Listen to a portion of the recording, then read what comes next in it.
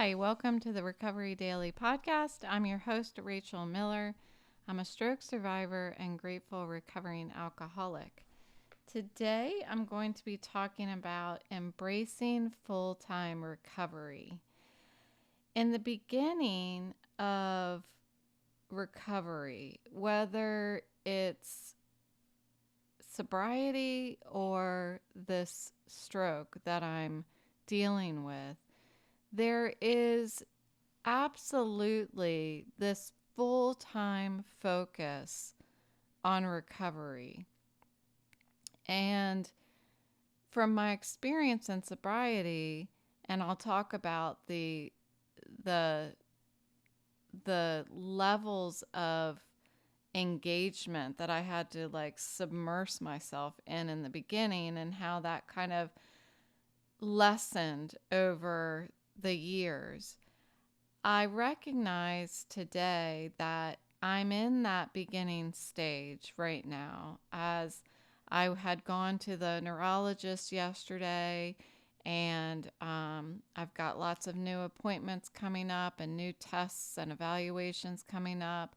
And then I've got insurance companies calling me and all of this stuff. And so I think it's healthy for me to recognize that things are not always going to be this way. And I didn't recognize that in early sobriety. I didn't recognize that the level of work I had to put in the beginning was not going to be permanent. Because honestly, I couldn't look past the day that I was in. And I was told to live one day at a time. So that's what I was trying to do. The first time I went to detox and came out, I could not live one day at a time. I ended up drinking again because I just kept thinking, there's no way I'm going to be able to spend the rest of my life not drinking. And so I started drinking, and I started drinking again for another 8 months. I was not able to just look at today. What we learn in sobriety is that under all conditions, no matter what, any situation, we do not pick up a drink, because the treatment for alcoholism is to not drink at all, not to drink a little less, not to drink and go to therapy. It's to not drink at all. No mind-altering drugs or alcohol at all. And in order to do that, I had to put recovery first. And that's what they say. They, meaning the people in the sobriety program, tell me to put my recovery first above all things. And that is because if I don't put my recovery first, my sobriety first, then I'm going to lose all things. And that was clear to me towards the end of my drinking, when I was on the cusp of losing a lot of things. And putting my recovery first allows me to, it's like I had an episode the other day about putting your oxygen mask on first before you put it on somebody else.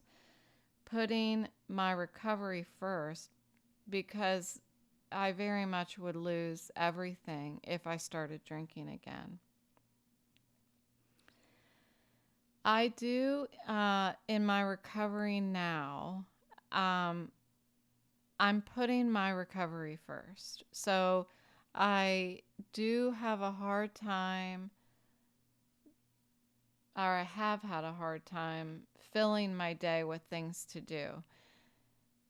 Because recovery right now is a lot of resting, and that's really challenging for me to continue to slow down constantly, to make sure that I take a nap and make sure that I rest my eyes, that I take appropriate pauses if I'm doing something that maybe there's too much stimulation around me. I have to take breaks and soften my focus just for, a minute, at least, to rest my head. It's like if you were trying to lift weights constantly and never putting the weight down. That's what my head feels like.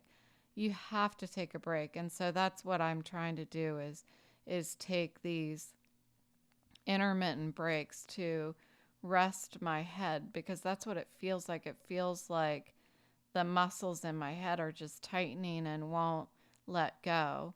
Um, the past 2 days, just from all the, doctor's appointments yesterday and such, I can almost feel like the blood pressure in my head because my head hurts so bad.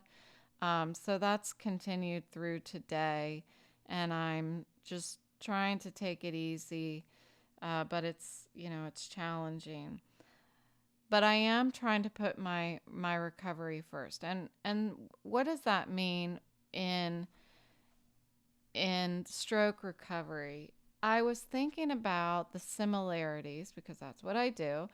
I was thinking about the similarities between what I'm dealing with right now in stroke recovery and what I was dealing with in the beginning of my sobriety, because I continue to just be amazed at how similar um, it feels. Today, I feel like putting my recovery first, putting my head pain and resting and all of that first, feels like I'm not doing anything. So when I'm trying to rest, it feels like I'm not busy. It feels like I'm not doing anything. And I compared that to what seemed similar to me was when I used to leave work. In the beginning of my sobriety, I would leave work in Herndon and drive to West Virginia. So on a Friday at 5:30, there was a meeting in Leesburg, which is halfway between the two. Kind of halfway.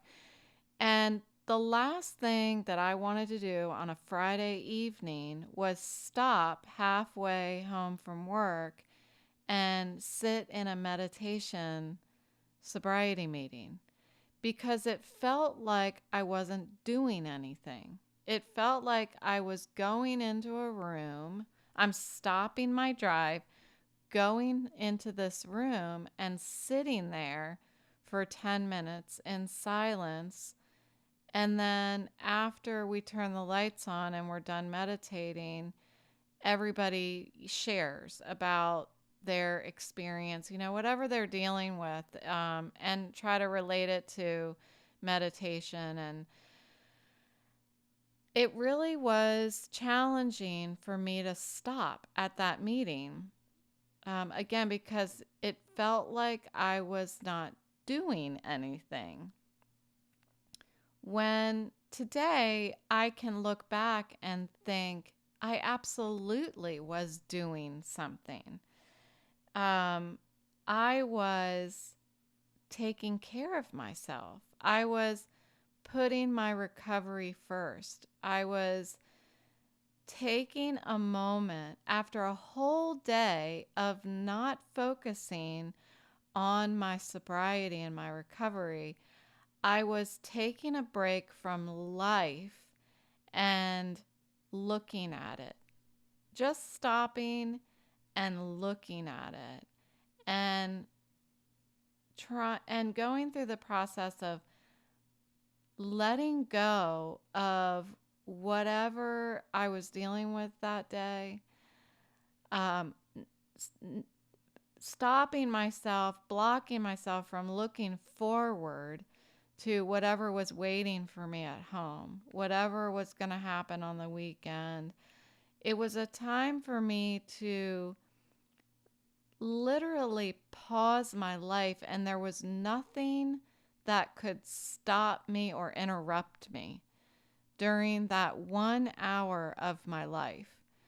And it was like a checkpoint to make sure that am I spiritually fit? Am I do I have the tools that I need to approach the weekend? Is there anything I need to share with this group that I need to get off my chest for fear that I may carry it home with me and drink over it? So that meditation, that feeling, that pause, that rest was doing something. And thinking about that concept and bringing it forward to the situation I'm in now, I can start realizing what what my recovery and personal care looks like in my stroke recovery. Another thing that came to mind when I was thinking about all of this is, what did my family think when I went from being a person who came straight home and started drinking and watching movies and laughing and, to being somebody who says, I'm going to be home an hour later because I have to stop and go to my sobriety meeting. And nobody ever complained about it. But I know that I was very aware that they had to be thinking something. I'm sure that they were thinking, I'm going to do whatever I can to support mom. She has to do this. Like, I'd rather have her come home late than come home drunk, or something like that. But I was very aware of that. And I think today, as I'm dealing with this stroke recovery, I'm very aware of what I'm doing and how it's affecting my loved ones again today. And I don't know if everybody does that or not. It was important to me in sobriety because I had heard that other people go to these sobriety meetings and their family starts questioning them, like, why are you going to that like every day? Why do you have to go every Friday? Do you have to keep going? Like, you've been going for a year. Aren't you good now? Because the families don't always understand that sobriety is a lifelong recovery. And right now I'm staring in the face at something that might very well be a lifelong recovery. All I know right now is that this initial phase that I'm in is full-time recovery, just like it was in the beginning of my sobriety. In the beginning of my sobriety, I was, first I went off to detox twice. Luckily, the second time was the last time so far.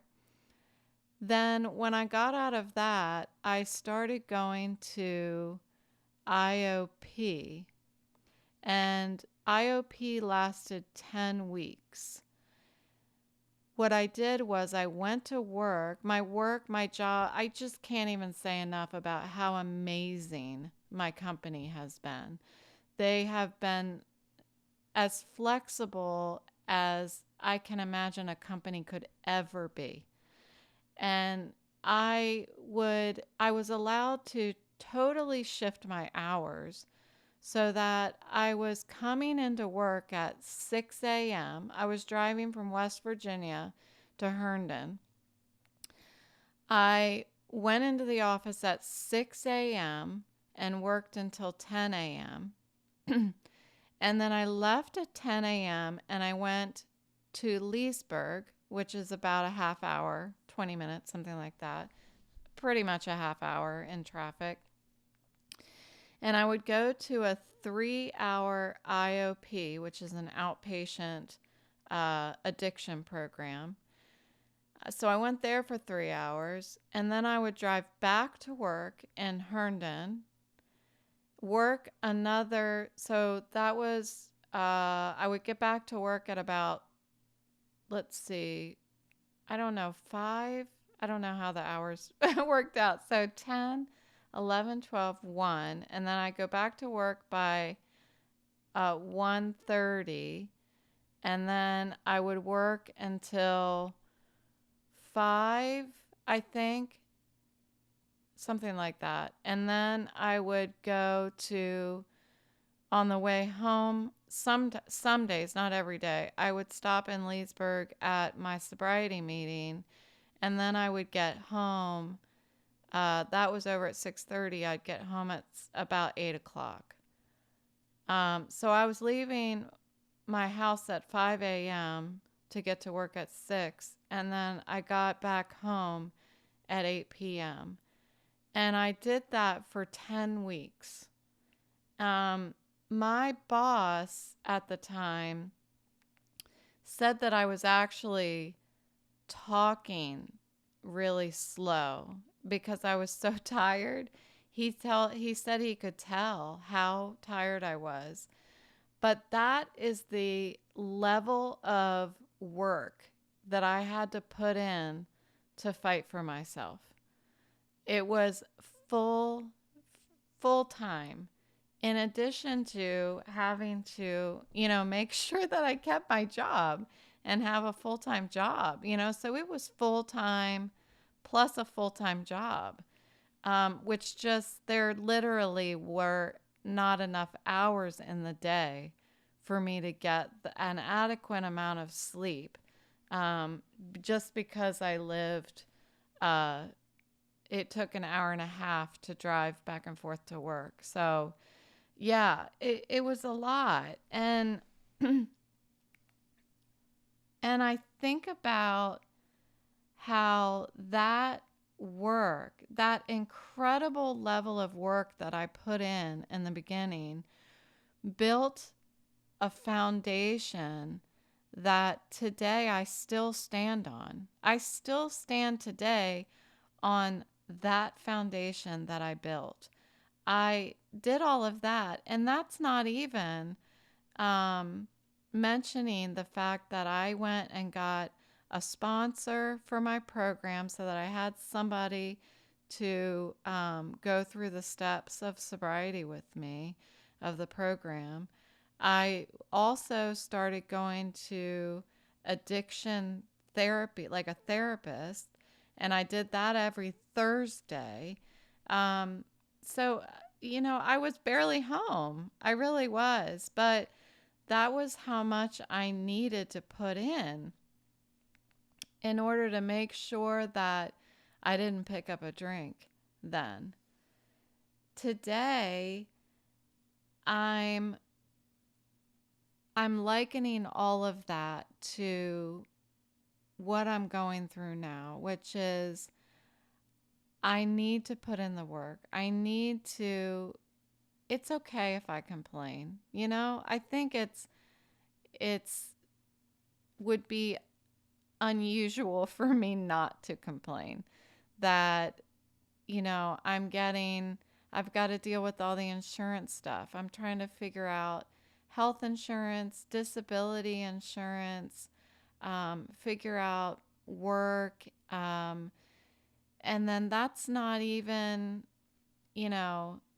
touching on all the doctor's appointments and the tests and the therapy, and all of these things that are in front of me.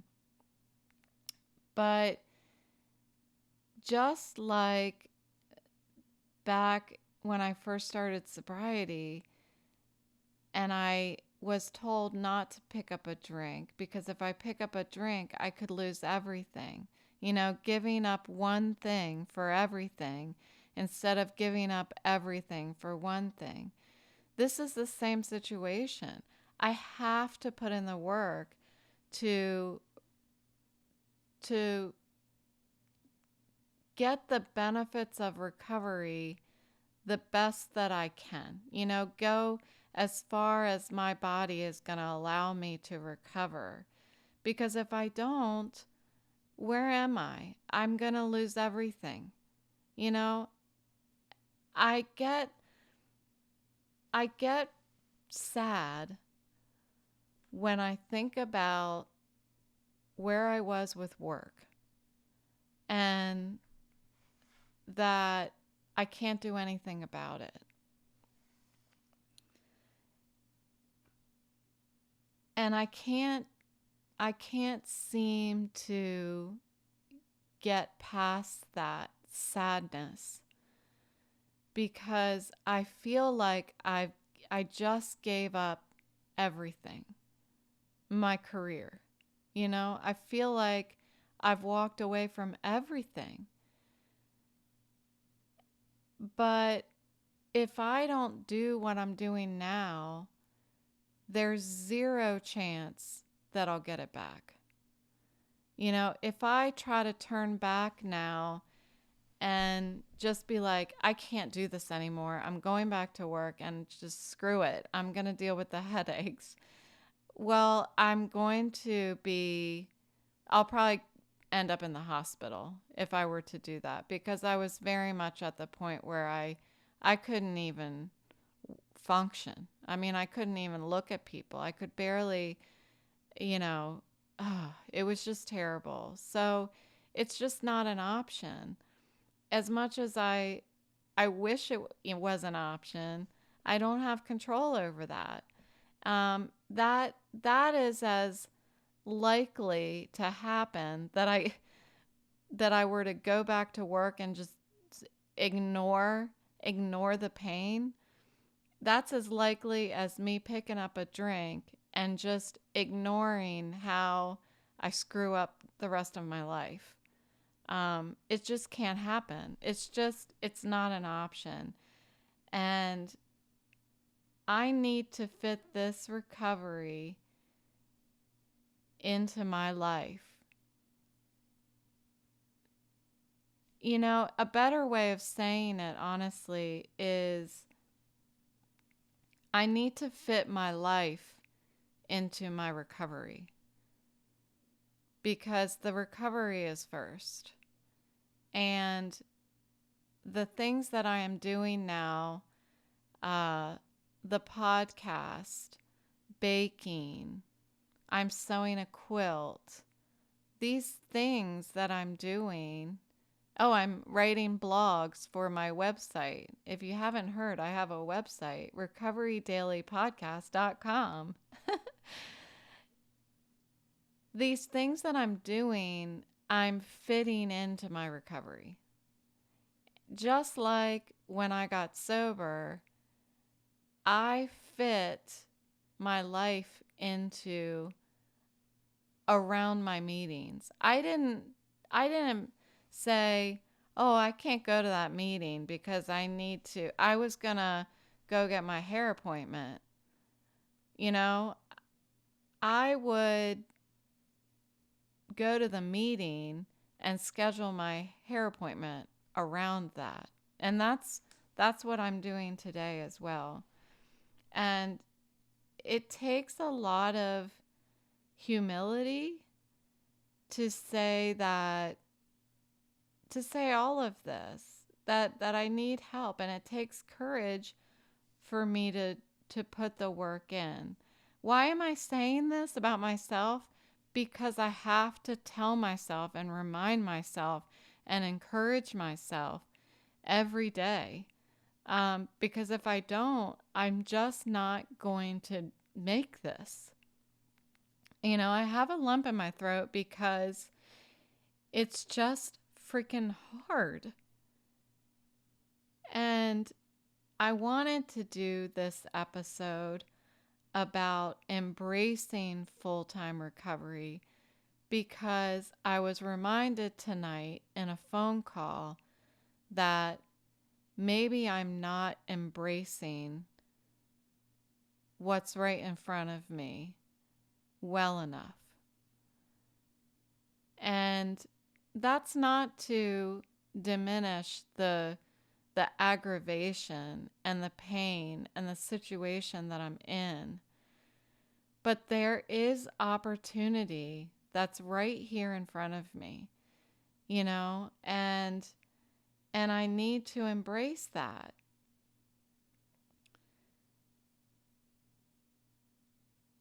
I decided that I'm going to do a little more for the podcast because I'm crazy. Anyway, I am working on an all new commercial for the podcast. It's going to be so good that you're going to be like, I didn't even know she could do that. But I can. I have hidden secrets. I really do. And I'm going to put more in to what I'm doing here. And I feel good about that. I'm spending the day tomorrow putting some time into doing the research that I need to do for all of this insurance stuff because it's just, it's a lot. It's complicated and it's a lot. And I want to prepare myself for whatever is ahead. Whatever scenario is ahead of me, I'm going to be prepared for it. And I've talked about that, but it's time. It's time for me to now use my voiceover capabilities on that I've learned on my Mac and do some research to learn more about long-term disability, short-term disability, social security, disability insurance, Medicare, the insurance, the health insurance that I have now, all of these things. I want to learn it to the point that I can tell the whole story to somebody who asks me, how does it work? Because I mentioned not too long ago, we all sign up for these disability insurances, not really thinking that it's actually going to happen to us. And it happened to me. And I don't know enough about it to feel comfortable and feel like I'm taken care of. And I should, we pay a lot of money for insurance. And we should feel confident that what we're paying for is going to take care of us in an unlikely event like what I experienced. So I'm going to put some time in to understand that I am being taken care of. And I've got a lot of people on Team Rachel who to steal that from somebody else who always calls it their team. I've got a lot of people on Team Rachel, and I know that there's lots of people I can ask for help if I have questions. So that's what I'm going to spend a lot of time doing over the next couple days, in addition to my fancy new podcast commercial. I'm telling you, you're not even going to believe it that I can do this. I've already started it. So look forward to that. Look forward to some other new things that I'm going to start putting my time into. And so it'll be exciting. We're on this journey together. So thanks for listening. I'll talk to you tomorrow.